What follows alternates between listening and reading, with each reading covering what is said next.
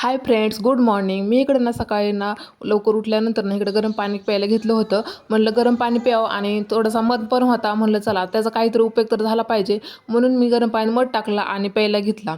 आणि आपल्या हेल्थसाठी पण ते चांगलंच आहे. आणि ना इकडं ना रात्री चायनीज आणलं होतं. म्हणलं चला आता ना त्याचा नाश्ता करूया. आता ना श्रावण पण चालू होतंय, नंतर काय खायला पण भेटणार नाही, म्हणून इकडं आम्ही नाश्ताही केला. आणि त्यानंतर इकडं आज झोपला होता, तर तोपर्यंत ना तो उठलाही.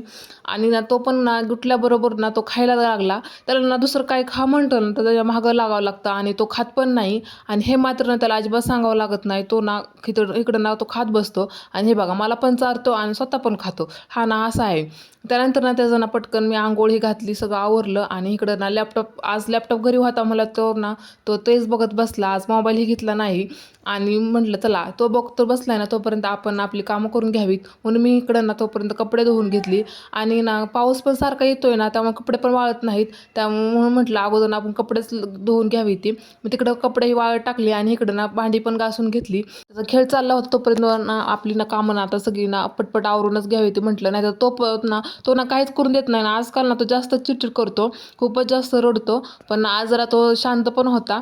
आणि इकडं बघा, तो ना हो का इकडं अशी पळवत ना माझ्या अंगावरती गाडी आणायचा आणि पायावरती घालायचा. खूपच तो नाटकी करतो ना. आणि इकडं ना ही टिप घासणं ना म्हणजे ना माझ्यासाठी ना खूप मोठा टास्क असतो.